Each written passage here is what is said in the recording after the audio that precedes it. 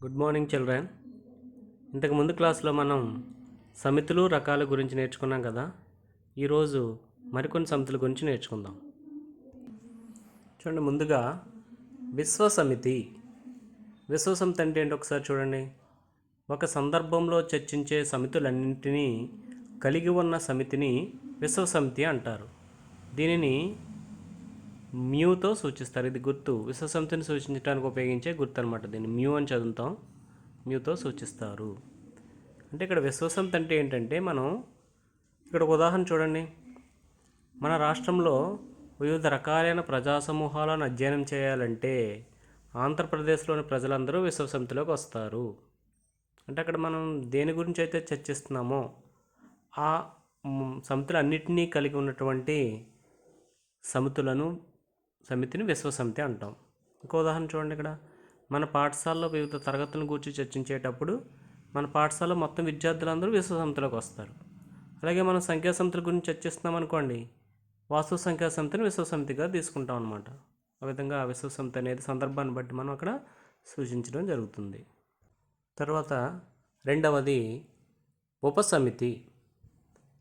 ఒక సమితిని మరొక సమితికి ఉపసమితి అని చెప్తాం. ఎప్పుడంటే ఇక్కడ చూడండి, సమితి ఏలోని ప్రతి మూలకం సమితి బిలో ఉంటే సమితి ఏను సమితి బికు ఉపసమితి అంటారు.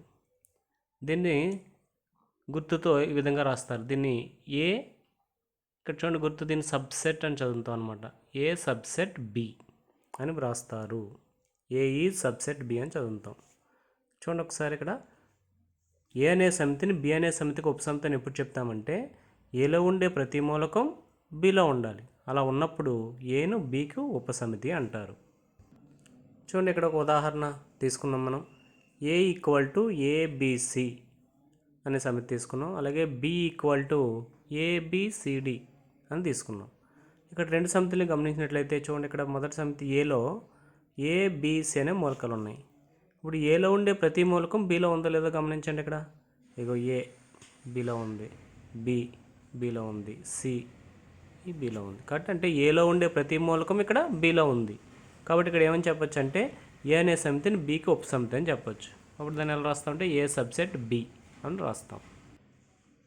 ఇంకో ఉదాహరణ చూడండి. ఇక్కడ N equal to 1, 2, 3 and so on అంటే సహసంఖ్యా సమితి. ఇక్కడ W equal to 0, 1, 2, 3 and so on ఇది పూర్ణాంకాల సమితి. ఇక్కడ తీసుకున్నప్పుడు చూడండి, ఇక్కడ ఎన్ అనే సమితిలో ఉండే ప్రతి మూలకం డబ్ల్యూలో ఉందా లేదా? ఇక్కడ ఉంది. కాబట్టి ఇక్కడ మనం ఏమని చెప్పొచ్చు, NE subset W, NE subset W. ఇక్కడ ఇంకో ఎగ్జాంపుల్ చూడండి. ఈ ఈక్వల్ టు 2, 3, 5, 7 అని తీసుకున్నాం. ఎఫ్ ఈక్వల్ టు 1, 3, 5, 7 అని తీసుకున్నాం. ఇప్పుడు దీంట్లో గమనించినట్లయితే ఈ అనేది ఎఫ్కి ఉపసమితి అవుతుందో లేదో ఒకసారి చెక్ చేద్దాం. ఈలో ఉండే ప్రతి మూలకం ఎఫ్లో ఉండాలి ఉపసమితి అవ్వాలంటే. మరి ఈలో ఉండే ప్రతి మూలకం ఇక్కడ ఎఫ్లో ఉందా? చూడండి, ఇక్కడ 2 ఉంది ఈలో, అది ఎఫ్లో ఉందా? లేదు. ఒక్క మూలకం లేకపోయినా అది ఉపసమితి కాదని చెప్తాం అనమాట. కాబట్టి ఇక్కడ ఈలో ఉండే ప్రతి మూలకం ఎఫ్లో ఉండాలి. కానీ ఈలో 2 అనే మూలకం ఉంది, అది ఎఫ్లో లేదు. కాబట్టి అది ఉపసమితి కాదు. ఈ అనేది ఎఫ్కి ఉపసమితి కాదు. దాన్ని సింబాలిక్గా ఇలా రాస్తాం, ఈజ్ నాట్ సబ్సెట్ ఎఫ్. ఇలా చూడండి, సబ్సెట్ రాస్తే అడ్డంగా గీత కొట్టాం కదంటే నాట్ సబ్సెట్ అనమాట, అంటే ఉపసమితి కాదు అని అర్థం. ఇక్కడ ఒక ముఖ్యమైన గమనించండి మీరు. ఏంటంటే శూన్య సమితి ప్రతి సమితికి ఉపసమితి అవుతుంది. ఎందుకంటే మనం ఏదైనా సమితిని ఇంకో సమితికి ఉపసమితి అని చెప్పాలంటే ఈ మొదటి సమితిలో ఏదైనా ఒక మూలకం తీసుకుని అది రెండవ సమితిలో లేదని చెప్పగలగాలి. కానీ శూన్య సమితిలో అసలు మూలకాలే ఉండవు. అటువంటిప్పుడు మనం దీంట్లో ఉన్న మూలకం దీంట్లో లేదని చెప్పలేం కదా. కాబట్టి శూన్య సమితి ప్రతి సమితికి ఉపసమితి అవుతుంది. సో పై ఈ సబ్సెట్ ఏ, అలాగే పై ఈ సబ్సెట్ బి, అలా ప్రతి ఏ సమితికైనా సరే శూన్య సమితి ఉపసమితి అవుతుంది. నెక్స్ట్ ఇంకో రెండో పాయింట్ చూడండి. ప్రతి సమితి దానికదే ఉపసమితి. ఎవ్రీ సెట్ ఈ సబ్సెట్ ఆఫ్ ఇట్ సెల్ఫ్. అంటే ప్రతి సమితిలో ఉండే మూలకం అదే సమితిలో ఉంటాయి కదా కంపల్సరీగా. కాబట్టి A E subset A, B E subset B. ప్రతి సమితి దానికి అదే ఉపసమితి అవుతుంది. తర్వాత వేరే చూడనక సమసమితులు. రెండు సమితులను మనం సమసమితులను ఎప్పుడు చెప్తాము? రెండు సమితులు ఒకే రకమైన మూలకాలను కలిగి ఉన్న అట్టి సమితులను సమసమితులు అంటారు. అంటే రెండు సమితులు మనం సమసమితులు ఎప్పుడు అంటాం? ఒకే రకమైన మూలకాలు ఉండాలి ఆ రెండింటిలో, అప్పుడు ఆ రెండింటిని సమసమితులు అంటాం. ఇక్కడ చూడండి, ఒక ఉదాహరణ చూడండి. ఇక్కడ A = 1 2 3 4 అని తీసుకున్నాం. అలాగే B = 2 3 4 1 తీసుకున్నప్పుడు చూడండి, ఇక్కడ ఏలో ఉండే మూలకాలు బీలో ఉండే మూలకాలు ఒకే రకంగా ఉన్నాయి. చూడండి, గమనించండి. 1 2 3 4 ఇక్కడ కూడా సేమ్ 1 2 3 4 క్రమం ఎలా ఉన్నా సరే ఒకే రకమైన మూలకాలు ఉన్నాయి దీంట్లో. కాబట్టి ఇక్కడ ఈ రెండు సమితుల్ని సమసమితులు అంటాం. అటువంటి సందర్భంలో ఏమని రాస్తాం మనం? A = B అని రాస్తాం. అలాగే ఇక్కడ చూడండి, రెండో ఉదాహరణలో A = 1 2 3 అండ్ సో ఆన్ అంటే సహజ సంఖ్యలు ఇవి. అలాగే n = సహజ సంఖ్యా సమితి అయినప్పుడు ఈ రెండు సమసమితులు అవుతాయా? అవ్వా. So A = n. అలాగే ఇంకో పాయింట్ చూడండి, ఇక్కడ ముఖ్యమైన పాయింట్ ఏంటంటే A సబ్సెట్ B మరియు B సబ్సెట్ A అయినప్పుడు, అంటే A సబ్సెట్ B అని ఎప్పుడు అంటాం మనం? ఏలో ఉన్న మూలకాలన్నీ Bలో ఉండాలి. అలాగే B సబ్సెట్ A అని ఎప్పుడు చెప్తాం? Bలో ఉన్న మూలకాలన్నీ Aలో ఉండాలి. అలా ఎప్పుడు జరుగుతుంది? A subset B B subset A అయిందంటే కంపల్సరీగా రెండు సమితులు ఏమవ్వాలి? సమసమితులు అవ్వాలి. సో A = B అనమాట. చాలా ఇంపార్టెంట్ పాయింట్ ఇది. A సబ్సెట్ B మరియు B సబ్సెట్ A అయితే A = B అవుతుంది. నెక్స్ట్ ఇక్కడ చూడండి, 4వ ఎగ్జాంపుల్లో C = PQRS అని తీసుకున్నాం. D = 1 2 3 4 అని తీసుకున్నాం. ఇప్పుడు ఈ రెండు సమితులు సమసమితులా కాదా? రెండిట్లో ఒకే రకమైన మూలకాలు లేవు, కాబట్టి ఇవి రెండు సమసమితులు కాదు. కాబట్టి ఇటువంటి సందర్భంలో మనం C ≠ D అని రాస్తాం. నెక్స్ట్, కార్డినల్ సంఖ్య. కార్డినల్ సంఖ్య అంటే ఒక సమితిలో గల మూలకాల సంఖ్యను ఆ సమితి యొక్క కార్డినల్ సంఖ్య అంటారు. ఒక సమితిలో ఉండే మూలకాల సంఖ్యనే ఆ సమితి యొక్క కార్డినల్ సంఖ్య అంటాం. సమితి A యొక్క కార్డినల్ సంఖ్యని n/A సూచిస్తారు. ఇక్కడ చూడండి, ఇలా రాసాను. దీన్ని n/A అని చదువుతాం. అంటే A అనే సమితి యొక్క కార్డినల్ సంఖ్యని n/A అంటాం. అదే B అనే సమితి యొక్క కార్డినల్ సంఖ్యని n/B సూచిస్తారు. చూడండి, ఇక్కడ ఒక ఉదాహరణ A = 1 3 5 7 అని తీసుకున్నాం. ఇప్పుడు A అనే సమితిలో ఎన్ని మూలకాలు ఉన్నాయి? 4 మూలకాలు ఉన్నాయి. కాబట్టి దీని కార్డినల్ సంఖ్య 4 అనమాట. దాన్ని చూడండి, ఎలా రాసాం? n/A = 4. నెక్స్ట్ ఇంకో సమితి B = 2 3 5 7 11 అని తీసుకున్నాం. దీంట్లో ఎన్ని మూలకాలు ఉన్నాయి? మొత్తం 5 మూలకాలు ఉన్నాయి. కాబట్టి ఇక్కడ n/B = 5. అలాగే మరి శూన్య సమితి తీసుకుంటే శూన్య సమితిలో మూలకాలు ఉంటాయా? ఉండవు. కాబట్టి చూడండి, ఇక్కడ n/π శూన్య సమితిని పైతో సూచిస్తాం కదా. సో n/π = ఎంత అవుతుంది? 0. దాంట్లో మూలకాలు ఉండవు, కాబట్టి దానికి కార్డినల్ సంఖ్య 0. చూడండి, ఇప్పుడు ఇక్కడ ఒక లెక్క చేద్దాం. చూడండి, A = ABC అని ఒక సమితి తీసుకున్నాం. అయినా Aకు గల ఉపసమితులన్నింటినీ వ్రాయము. అంటే A అనే సమితికి ఎన్ని ఉపసమితులు ఉంటాయో ఆ ఉపసమితులన్నింటినీ మనం ఇప్పుడు రాయాలి. అది ఎలాగో చూద్దాం. చూడండి, సొల్యూషన్ ఇక్కడ ఇందాక మనం చెప్పుకున్నాం కదా, శూన్య సమితి అనేది ప్రతి సమితికి ఉపసమితి అవుతుందని చెప్పాం కదా. కాబట్టి ఉపసమితులు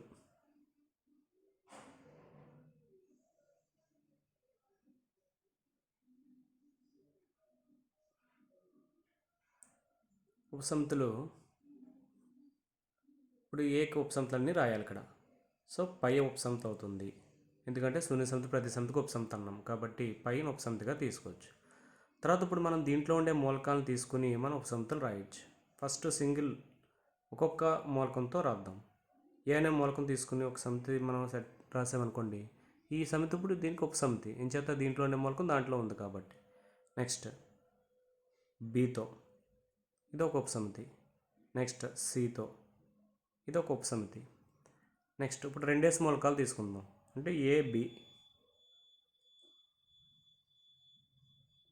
ఇంకేమొస్తాయి? AC. రెండేసి మూలకాలతో ఇంకేమొస్తాయి? BC వచ్చింది. ఇంకేమున్నాయి? ఇంకా రెండేసి మూలకాలతో వచ్చేవి ఏమీ లేవు ఇంకా. నెక్స్ట్ ప్రతి సమితి దానికి అది ఉపసమితి అన్నాం కదా, కాబట్టి ఇక్కడ ABC అనే సమితి మళ్ళీ ABC అనే సమితికి ఉపసమితి అవుతుంది, కాబట్టి అదే సమితిని తీసుకోవచ్చు మనం. కాబట్టి ఇంకోటి ABC. ఇవి ఇచ్చిన సమితికి ఉపసమితులు ఇవన్నీ అనమాట. ఎన్ని వచ్చినాయి ఇక్కడ? దీన్ని కౌంట్ చేయండి ఒకసారి. 1 2 3 4 5 6 7 8 మొత్తం 8 ఉపసమితులు వచ్చినాయి. తర్వాత ఇంకో లెక్క చూద్దాం. చూడండి, B = 2, 4, 9, 16 అని ఒక సమితి ఇచ్చాడు. ఇప్పుడు దీనికి గల ఉపసమితులన్నింటినీ రాద్దాం. దీనికి ఉపసమితులు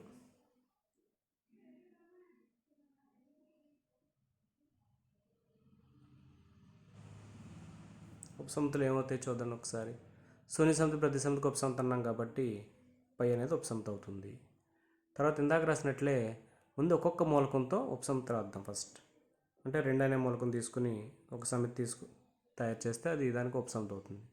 అలాగే 4, అలాగే 9, అదేవిధంగా 16, ఇలా ఒక్కొక్క మూలకంతో సమితులు రాస్తాం. నెక్స్ట్ ఒక్కొక్క మూలకం అయిపోయిన తర్వాత 2s మూలకాలతో రాయొచ్చు. చూడండి ఒకసారి. 2s మూలకాలు అంటే 2, 4, అదొక సమితి. తర్వాత అలాగే ముందు 2తో రాసేద్దాం. 2, 9,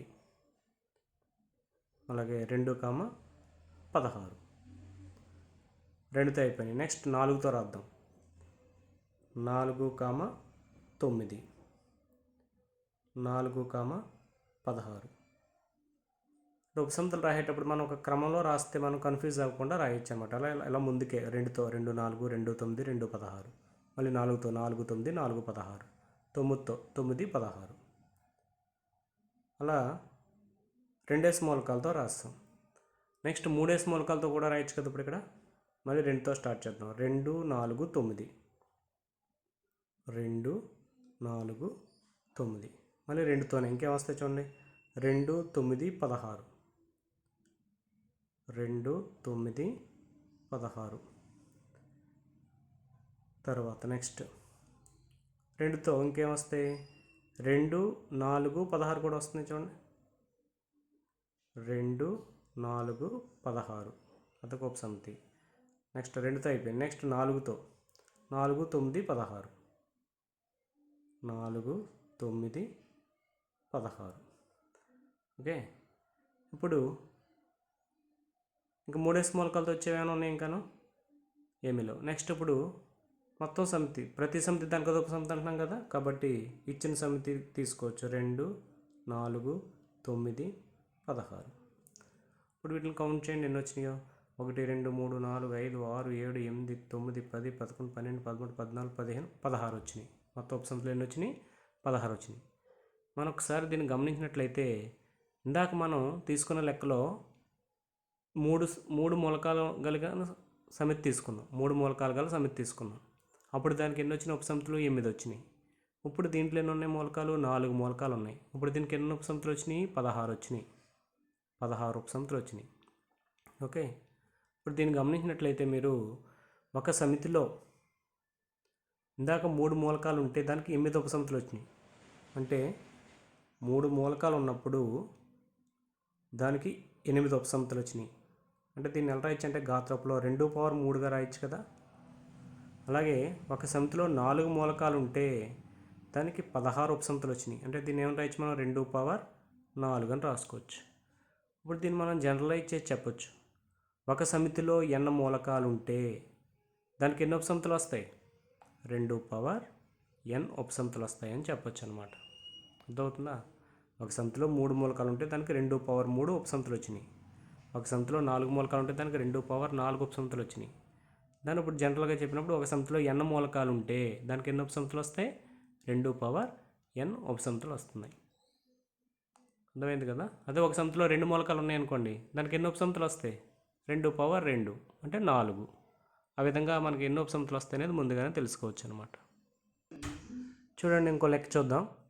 A = x such that x అనేది అసాసినేషన్ అనే పదంలోని అక్షరం. B = x such that x అనేది స్టేషన్ అనే పదంలోని అక్షరం. అయినా AB సమితులు సమసమితులు అగునా అని అడుగుతున్నాడు. మరి సమసమితుల గురించి మనం చెప్పుకున్నాం కదా. రెండిట్లో ఒకే రకమైన మూలకాలు ఉన్నట్లయితే అవి సమసమితులు అని చెప్తాం. మరి ఇప్పుడు ఈ రెండిట్లో ఒకే రకమైన మూలకాలు ఉన్నాయో లేదో ఒకసారి చెక్ చేద్దాం. చూడండి దీని సొల్యూషను. ఏలో ఉండే మూలకాలు ఏంటో ఒకసారి రాద్దాం. ఏలో ఉండే మూలకాలు మనం జాబితా రూపంలో రాసుకున్నట్లయితే అసాసినేషన్ అనే పదంలోని అక్షరాలు. దీంట్లో ఉండే అక్షరాలు ఏంటో ఒకసారి రాయండి. A, S, మళ్ళీ S వచ్చింది రాయక్కర్లేదు, A వచ్చింది రాయక్కర్లేదు, మళ్ళీ S వచ్చింది, ఎస్ ఆల్రెడీ రాస్తాం. నెక్స్ట్ ఐ, తర్వాత ఎన్, తర్వాత మళ్ళీ ఏ రాస్తాం ఆల్రెడీ. నెక్స్ట్ టీ, ఐ, ఓ, ఎన్. అంటే వచ్చిన అక్షరాలు మరలా రాయము సమితిలో, ఇప్పుడు కూడా ఒకసారి రాస్తాం కాబట్టి అసాసినేషన్ అనే పదంలో ఉన్న అక్షరాలన్నింటినీ కూడా ఇక్కడ మనం రాసుకున్నాం. అది ఏ సమితిలో ఉండే మూలకాలు. అలాగే బి ఈక్వల్ టు, బిలో మూలకాలు ఏమున్నాయి చూడండి. స్టేషన్ అనే పదంలోని అక్షరం, దాంట్లో ఉండే అక్షరాలు ఎస్, టి, ఏ, ఐ, ఓ, ఎన్. ఇది స్టేషన్ అనే పదంలో ఉండే అక్షరాన్ని రాసాం. ఇప్పుడు ఈ రెండు సమితులు సమసమితులు అవునా కాదు ఒకసారి పరిశీలించండి. అంటే దీంట్లో ఉండే మూలకాలన్నీ దీంట్లో ఉన్నాయా లేదా. రెండిట్లో ఒకే రకమైన మూలకాలు ఉన్నాయి కదా చూడండి. ఆర్డర్ మారిన ఒకే రకమైన మూలకాలు ఉన్నాయి కాబట్టి so therefore A equal to be అగును. ఓకేనా.